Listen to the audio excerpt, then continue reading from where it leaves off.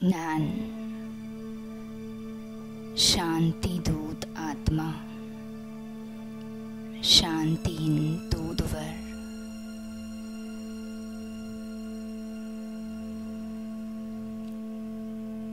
இரு புருவங்களுக்கு மத்தியில் அமைதியின் தூதுவராகி பரமாத்மாவுடன் இணைந்து கொண்டு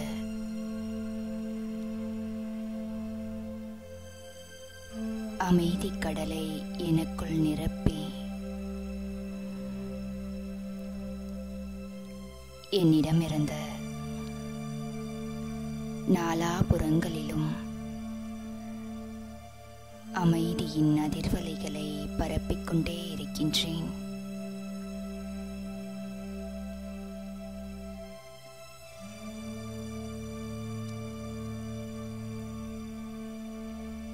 இதுதான் எனது தொழிலாகும்.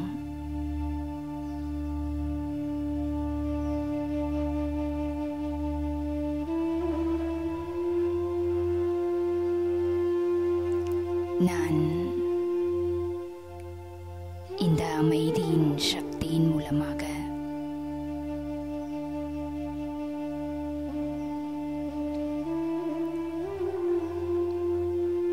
அநேக ஆத்மாக்களுக்கு நன்மை செய்கின்றேன்.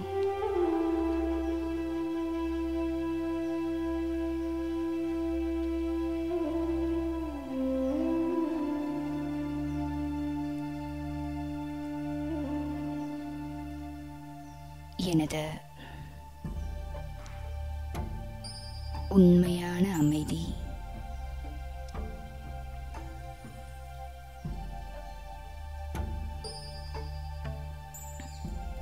மற்றவர்களுக்கு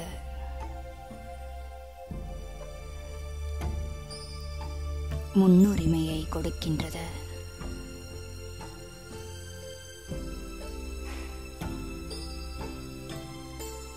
அவர்களின் ஆலோசனை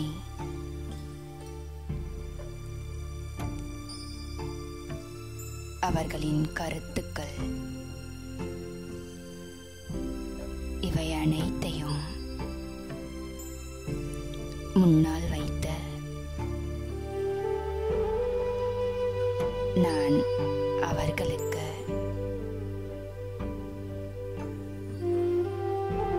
இடம் அளித்துவிட்டு சேவை செய்வதற்காக நான் முன்னால் செல்கின்றேன். எனக்குள்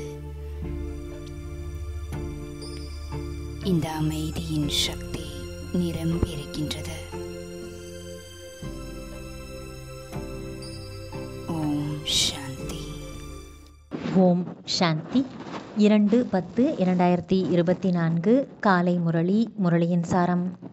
பாபா சொல்றார், இனிமையான குழந்தைகளே, நினைவில் இருந்து கொண்டு ஒவ்வொரு கர்மத்தையும் செய்தால் அநேகம் பேருக்கு உங்களுடைய சாட்சாத்காரம் கிடைத்து கொண்டே இருக்கும். கேள்வி: சங்கம யுகத்தில் எந்த ஒரு விதியின் மூலம் தனது இதயத்தை சுத்தமாக்கிக் கொள்ள முடியும்? பதில்: நினைவில் இருந்தபடி உணவு சமைக்க வேண்டும்.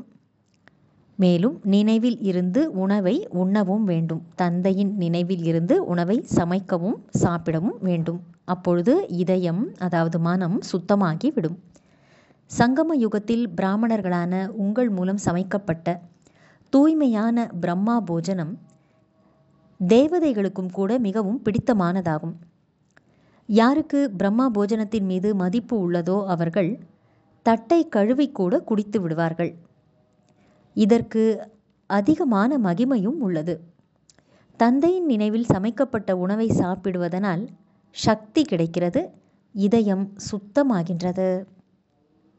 ஓம் சாந்தி. சங்கம யுகத்தில்தான் பாபா வருகின்றார். தினந்தோறும் குழந்தைகளுக்கு சொல்ல வேண்டியுள்ளது. ஆன்மீக தந்தை ஆன்மீக குழந்தைகளுக்கு புரிய வைக்கின்றார். குழந்தைகளே, உங்களை ஆத்மா என்று உணருங்கள். இதுபோல் ஏன் சொல்கின்றார்? நிச்சயமாக அவர் எல்லையற்ற தந்தை ஆவார். ஆத்மாக்களுக்கு படிப்பு சொல்லித் தருகின்றார் என்பது குழந்தைகளுக்கு நினைவிருக்க வேண்டும். சேவைக்காக விதவிதமான பாயிண்ட்டுகள் பற்றி பாபா புரிய வைக்கிறார். குழந்தைகள் சொல்கிறார்கள், சேவை இல்லை, நாங்கள் வெளியில் போய் எப்படி சேவை செய்வது என்று. பாபா சேவைக்கான யுக்திகளோ மிகவும் சுலபமாக புரியும்படி சொல்கின்றார். தங்கள் கையில் சித்திரம் இருக்க வேண்டும். ரகுநாதரின் கருப்பான சித்திரமும் இருக்க வேண்டும், வெளுப்பான சித்திரமும் இருக்க வேண்டும். கிருஷ்ணர் அல்லது நாராயணரின் சித்திரம் கருப்பானதும் வேண்டும், வெண்மையானதும் வேண்டும். சிறிய சித்திரமாகவே இருந்தாலும் சரிதான். கிருஷ்ணருடைய மிகச்சிறிய சித்திரத்தையும் கூட உருவாக்குகின்றனர். நீங்கள் கோயில் பூஜாரியிடம் சென்று கேட்கலாம், இவர்கள் உண்மையில் வெள்ளையாக இருந்தார்கள் எனும்போது ஏன் கருப்பாக செய்திருக்கிறீர்கள்? இதுவோ குழந்தைகளான உங்களுக்கு புரிய வைக்கப்பட்டுள்ளது. ஆத்மா எப்படி விதவிதமான பெயர் வடிவங்களை தாரணை செய்து கீழே இறங்கி வருகிறது. எப்போதிலிருந்து காமச்சிதையின் மீது ஏறுகிறதோ அப்போது முதலே கருப்பாகி விடுகிறது. ஜெகநாத் அல்லது ஸ்ரீநாத் கோயிலுக்கு ஏராளமான யாத்ரீகர்கள் வருகிறார்கள். உங்களுக்கு அழைப்பும் கூட கிடைக்கிறது. சொல்லுங்கள், நாங்கள் உங்களுக்கு ஸ்ரீநாத்தினுடைய 84 பிறவிகளின் வாழ்க்கை வரலாற்றை சொல்கிறோம். சகோதர சகோதரிகளே, வந்து கேளுங்கள். இது போன்ற சொற்பொழிவை வேறு யாரும் செய்ய முடியாது. நீங்கள் புரிய வைக்கலாம் இவர் ஏன் கருப்பாகி இருக்கிறார் என்பது பற்றி. ஒவ்வொருவரும் தூய்மையான நிலையிலிருந்து தூய்மையற்றவராக அவசியம் ஆகியே தீர வேண்டும். தேவதைகள் எப்போது விகார மார்க்கத்தில் சென்று விட்டார்களோ அப்போது அவர்களை கருப்பாக ஆக்கிவிட்டார்கள்.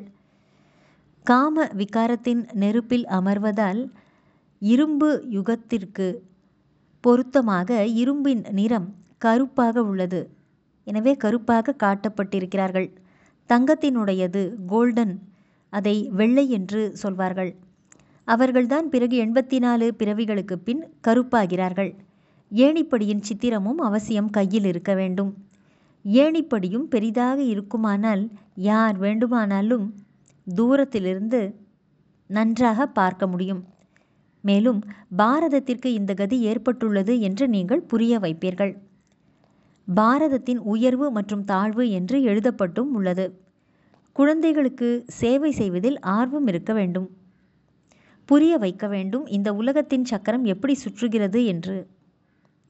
Golden age, silver age, copper age etcetera. பிறகு இந்த புருஷோத்தம சங்கம யுகத்தையும் காட்ட வேண்டும். அதிகமான சித்திரங்களை எடுத்துக்கொள்ளவில்லை என்றாலும் சரி, ஏணிப்படியின் சித்திரம் பாரதத்திற்கு முக்கியம். இப்போது மீண்டும் பதீத நிலையிலிருந்து எப்படி நீங்கள் தூய்மையாக ஆக முடியும் என்று நீங்கள் புரிய வைக்க முடியும். ஒரே ஒரு தந்தை மட்டுமே பதீத பாவனர், அதாவது தூய்மை ஆக்குபவர் ஆவார். அவரை நினைவு செய்வதன் மூலம் ஒரு வினாடியில் ஜீவன் முக்தி கிடைக்கிறது. குழந்தைகளான உங்களிடம் முழு ஞானமும் உள்ளது. மற்ற அனைவருமோ அஞ்ஞான உறக்கத்தில் உறங்கிக் கொண்டிருக்கிறார்கள். பாரதம் ஞானத்தில் இருந்தபோது பெரும் செல்வம் மிகுந்த நாடாக இருந்தது. இப்போது பாரதம் அஞ்ஞானத்தில் உள்ளது என்பதால் எவ்வளவு ஏழையாக உள்ளது. ஞானி மனிதர்கள் மற்றும் அஞ்ஞானி மனிதர்கள் இருக்கிறார்கள் அல்லவா? தேவி தேவதைகள் மற்றும் மனிதர்கள் என்பதோ பெயர் பெற்றதாகும். தேவதைகள் சத்யுகம் மற்றும் திரேதாயுகத்திலும், மனிதர்கள் துவாபரயுகம் மற்றும் கலியுகத்திலும் இருக்கிறார்கள். நல்லது. தாரணைக்கான முக்கியமான சாரம்: எந்த ஒரு விஷயத்தை பற்றியும் கவலைப்படக்கூடாது. ஏனென்றால் இந்த டிராமா முற்றிலும் மிகச்சரியாக உருவாக்கப்பட்டுள்ளது. நடிகர்கள் அனைவரும் இதில் அவரவர் பாகத்தை நடித்து கொண்டிருக்கிறார்கள். இரண்டாவது, ஜீவன் முக்தி பதவியை பெறுவதற்கு அல்லது சதா சுகமானவராக ஆவதற்கு உள்ளுக்குள் ஒரு தந்தையின் நினைவு மட்டுமே இருந்து கொண்டிருக்க வேண்டும். வாயினால் எதையும் பேச தேவையில்லை. உணவு சமைக்கும் போதும் சாப்பிடும்போதும் பாபாவின் நினைவில் அவசியம் இருக்க வேண்டும்.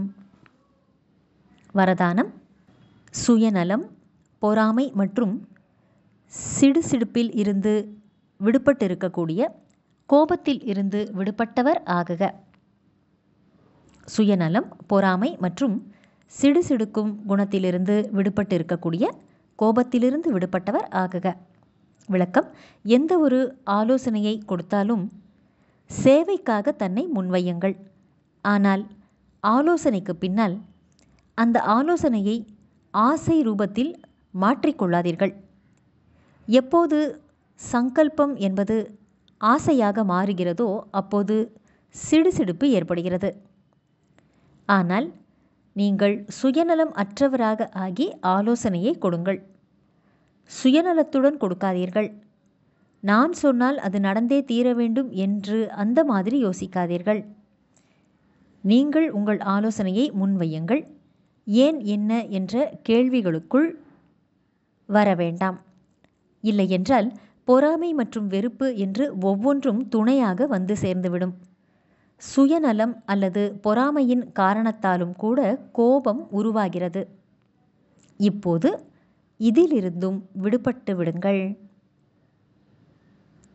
ஸ்லோகன்: அமைதியின் தூதுவராகி அனைவருக்கும் அமைதியை தருவதே உங்களுடைய தொழில் ஆகும். நல்லது. இனிமையிலும் இனிமையான வெகு காலம் கழித்து காணாமல் போய் கண்டெடுக்கப்பட்ட செல்லமான குழந்தைகளுக்கு தாயும் தந்தையுமான பாப் தாதாவின் அன்பான நினைவுகள் மற்றும் காலை வணக்கம். ஆன்மீக குழந்தைகளுக்கு ஆன்மீக தந்தையின் நமஸ்காரம். ஆன்மீக தந்தைக்கு ஆன்மீக குழந்தைகளின் நமஸ்காரம். ஓம் சாந்தி.